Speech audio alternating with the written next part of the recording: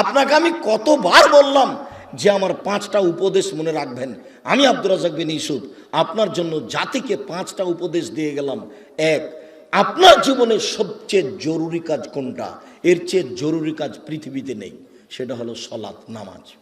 মনে রাখতে হবে আপনাকে।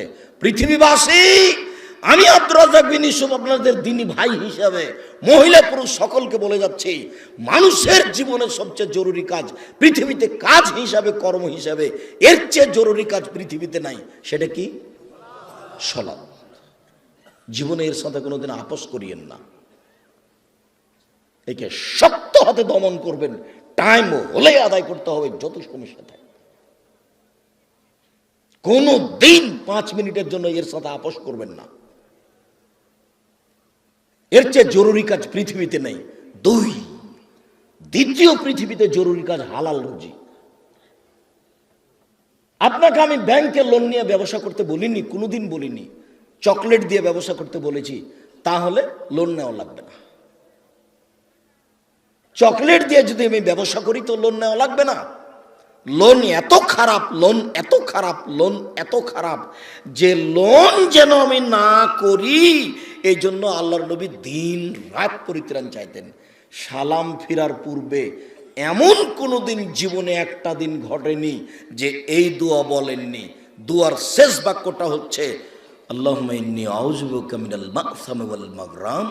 তোমার কাছে বাঁচতে চাই বড় পাপ হতে, তোমার কাছে বাঁচতে চাই ঋণ কর্য হতে, তোমার কাছে বাঁচতে চাই বড় পাপ হতে, তোমার কাছে বাঁচতে চাই ঋণ কর্য হতে, তোমার কাছে বাঁচতে চাই বড় পাপ হতে, তোমার কাছে বাঁচতে চাই ঋণ কর্য হতে।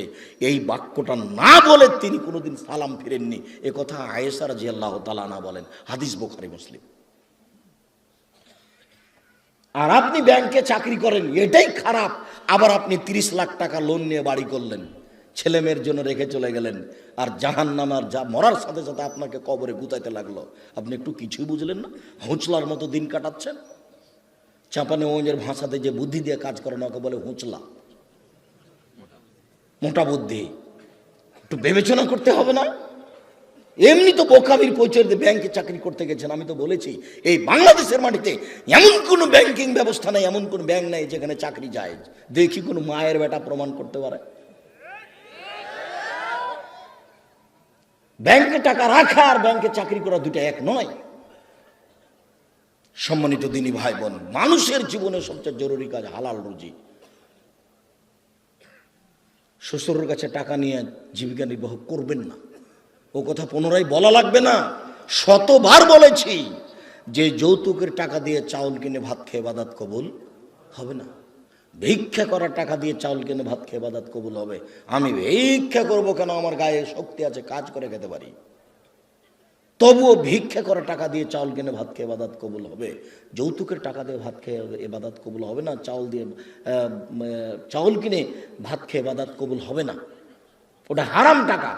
যৌতুক শ্বশুরকে ফেরত দিতে হবে, এটা ভুল হয়েছে। আর আগামীকাল সন্ধ্যা হতে হতে, এই ছেলে, তোমাকে বলেছি শতবার, তোমার বাপ যেন তোমার ফুফুকে জমি ফেরত দেয়, হিসাব করে ভাগ করে দেয়। আগামীকাল সন্ধ্যা হতে হতে আপনি বোনের জমি দিয়ে দিবেন। আপনার বাপ মরা 10 বছর হলো। বোনের জমি মানে পরের জমি। পরের জমি খান কেন? শরম হয় না? আপনার ভাগ্য আল্লাহ লিখে দেননি? বাপ মারা গেছে, আপনি জমির ভাগ নেবেন, আপনার বোন জমির ভাগ নেবে। আপনি নেবেন সকালে আর আপনার বোন নেবেন বিকেলে, এরকম কথা কি না? একসাথে। তা আজ পর্যন্ত জমি আপনার কাছে কেন? আপনাদের 4 ঘাট কোন দিক থেকে একটা লোক গেছে আমার কাছে, তো বলছে আমি অংশ বন্টনের উপরে ডক্টরেট ডিগ্রি করব, সেই জন্য আপনার কাছে এসেছি। তো কি করবেন? কি বলে আপনাকে কিছু জিজ্ঞাসা করব। প্রথমে বলছে আপনার আমি পরীক্ষা নিব। আমারই পরীক্ষা নেবেন? আচ্ছা ভালো, কি জিজ্ঞাসা করবেন করেন তো। তো কিছু মাসলা জিজ্ঞাসা করলো এই ফারাইজ সম্পর্কে। করার পরে বলছেন আমাকে এইটাই মনে হয় আমার পরীক্ষা। সেটা হলো এই, আপনার বাপ মারা গেছে না বেঁচে আছেন? বলে মারা গেছেন। কতদিন হলো? এতদিন। তো আপনার জমি জায়গার খবর কি?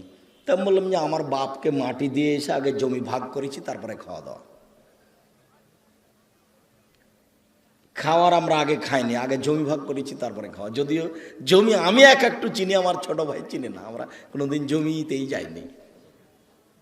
আমার আব্বা একজন ছোট কৃষক ছিলেন, 20-25 বিঘা জমি রাখতেন।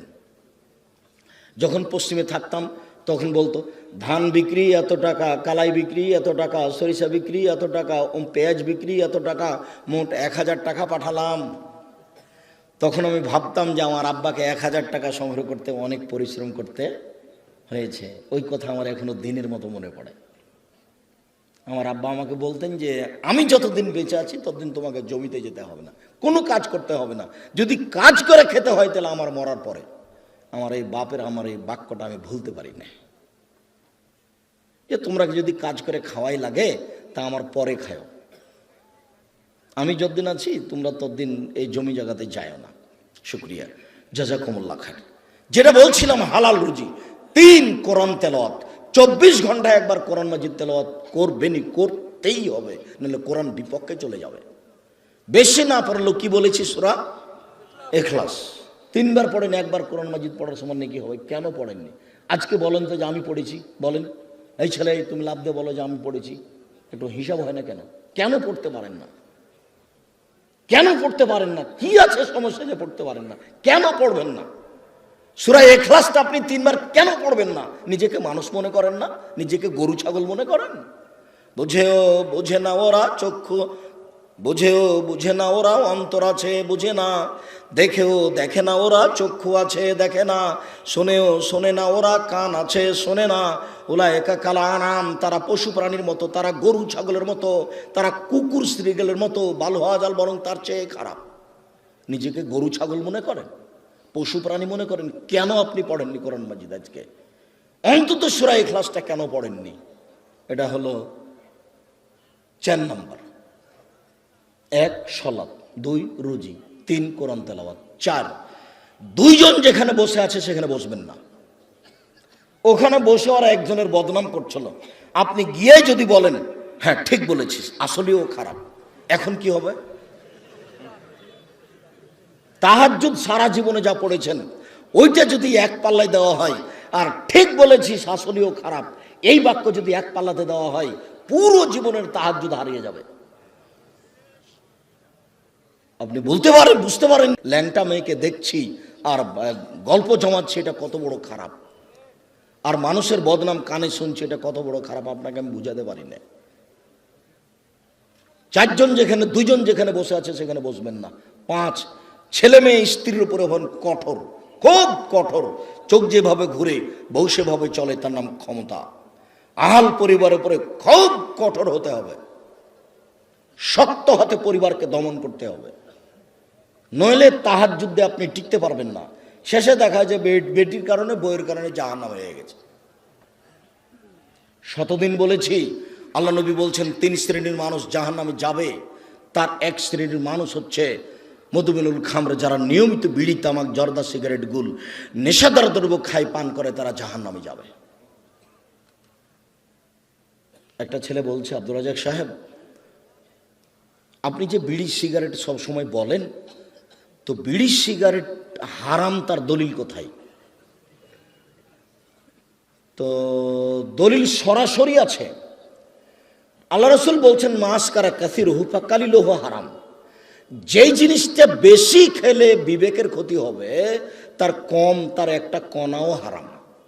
তো তাহলে তোমার 50 বেড়ি, হাফ কেজি বেড়ির মশলা খুলে একজনকে খাওয়াইয়া দাও দেখি। হাফ কেজি জর্দা তুমি একজনকে খাওয়াইয়া দাও, তার বিবেকের ক্ষতি হয় কি না? 10 কেজি খাওয়াইয়া দিলে যদি বিবেকের ক্ষতি হয়, তাহলে তার একটা কণাও হারাম। আল্লাহ রাসূল বলেছেন, এক বাক্য বলেছেন এমন ভাবে কিয়ামত পর্যন্ত সারা পৃথিবীর সব জায়গাতে চলবে। কাজেই হালাল রুজি খাবেন, আর জরুরি প্রয়োজন ছাড়া কোথাও বসবেন না, আর পরিবারের উপরে খুব শক্ত, খুব কঠোর হতে হবে।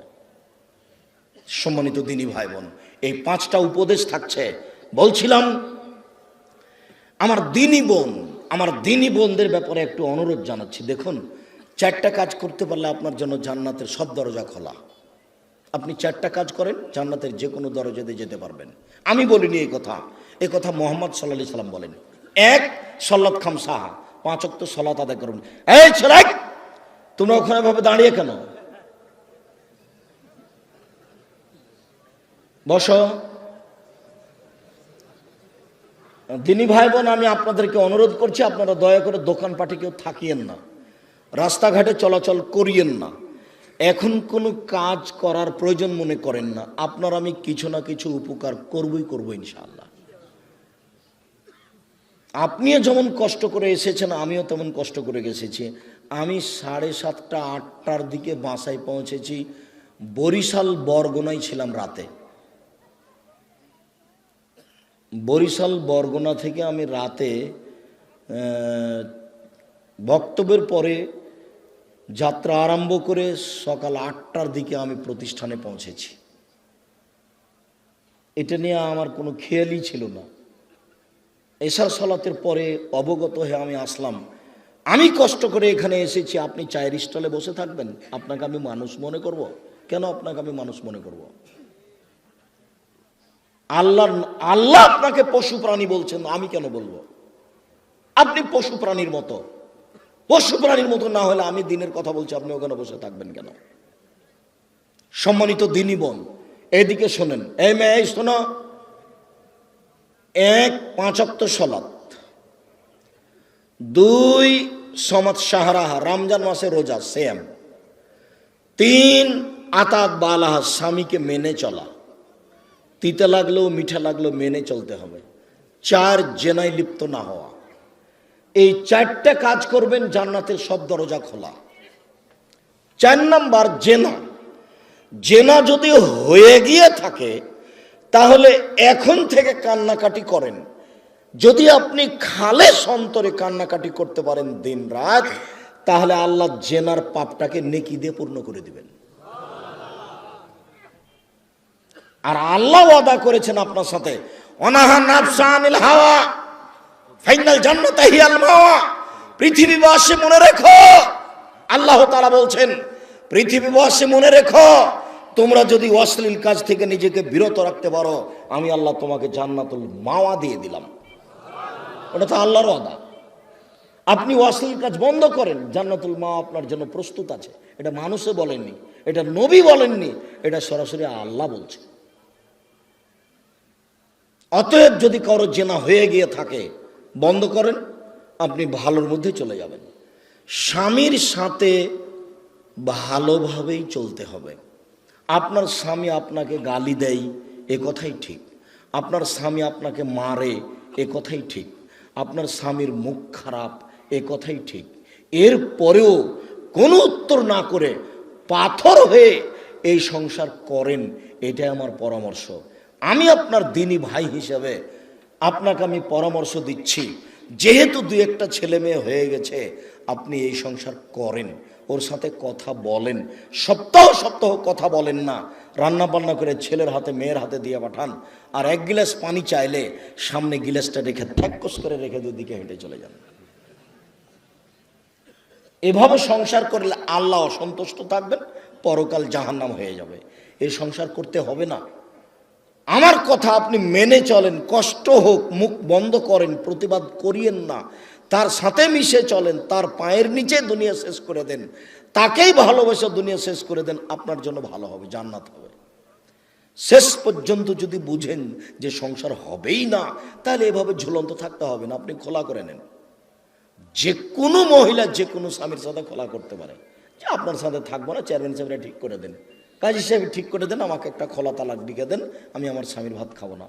আপনি করেন, 1 মাস পরে অন্য জায়গাতে বিবাহ বসেন, কিন্তু ঝুলন্ত অবস্থায় এভাবে থাকিয়েন না। মাস মাস বছর বছর স্বামীর সাথে কথা বলবেন না, এটা ঠিক নয়। কষ্ট করে, গালি সহ্য করে, মায়ের সহ্য করে আপনি চুপচাপ থেকে সংসার মেনে নেন, আপনার জন্য ভালো হবে। যদি শেষ পর্যন্ত বুঝেন যে হবেই না, তাহলে 7 দিন পার করতে হবে না, সংসার বাদ দেন। 4টা কাজ করেন, জান্নাতের সব দরজা খোলা আপনার জন্য। আপাতত কথা শেষ, আপনি আমার দিনী বোন। 1 5 ওয়াক্ত সালাত, 2 রমজান মাসে রোজা, 3 স্বামীকে মেনে চলা, 4 জেনায় লিপ্ত না হওয়া। জেনা যদি ঘটেই থাকে তাহলে মরা পর্যন্ত কান্নাকাটি করেন, যা পাপ হয়েছে সেটা আল্লাহ নেকি দিয়ে পূর্ণ করে দিবেন ইনশাআল্লাহ। এবার আপনাদের সাথে একটু জরুরি কথা, যেটা আল্লাহ রাসূল বলেছেন, স্বামী হিসাবে, বাপ হিসাবে জরুরি কথা হচ্ছে, 1 যে মানের আপনি খাচ্ছেন বউকে স্ত্রীকে সেমানের খাওয়াবেন। 2, যে মানের কাপড় আপনি পরছেন বউকে স্ত্রীকে সেমানের পরাবেন। 3, কখনো কটু কথা বলবেন না। স্ত্রীকে কটু কথা বলা নিষেধ, গালি দেওয়া নিষেধ, নিন্দা করা নিষেধ। শ্বশুর শাশুড়ির ব্যাপারে মন্তব্য ভুলেও কোনোদিন ঘুমের ঘরেও করবেন না। শ্বশুর শাশুড়ির বিরুদ্ধে কোনোদিন কথা বলবেন না। স্ত্রীকে কখনো কটু কথা বলবেন না। বলবেন না ভুলে যে তোমার রংটা কালো, বলবেন না ভুলে যে তোমার ঠোঁটটা মোটা। একবার যদি ঠোঁট মোটা বলেন 10 বছর আপনাকে ভালোবাসবে না। ওরা হচ্ছে কম বুদ্ধির প্রশংসা প্রিয় মানুষ, সব সময় প্রশংসা করেন, তুমি খুব ভালো, তুমি খুব ভালো, তোমার মতো কোনো মেয়ে দেখি না, সারা রাত পাঁটি বেঁধবে।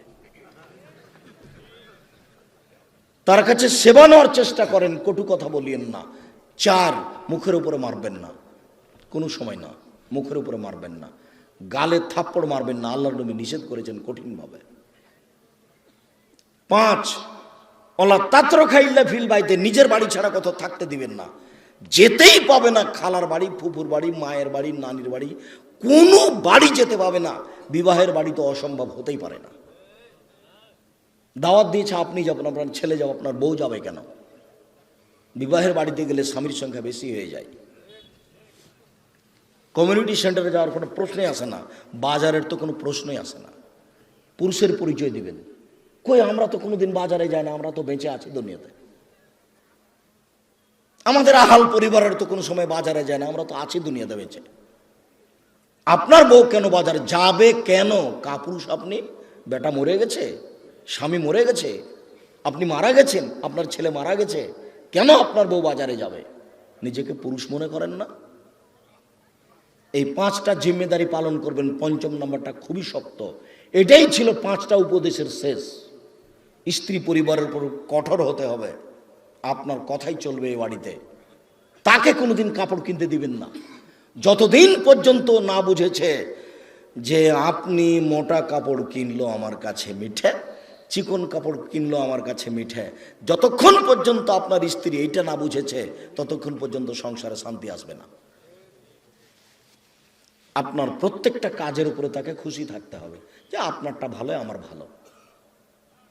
আমি নিজে থেকে বাজার করতে যাব, আমি কাপড়টাতে হাত দিয়ে দেখবো যে চিকন নয়, তখন এভাবে ছুঁড়ে মারবো, এই সংসার ভালো হবে না।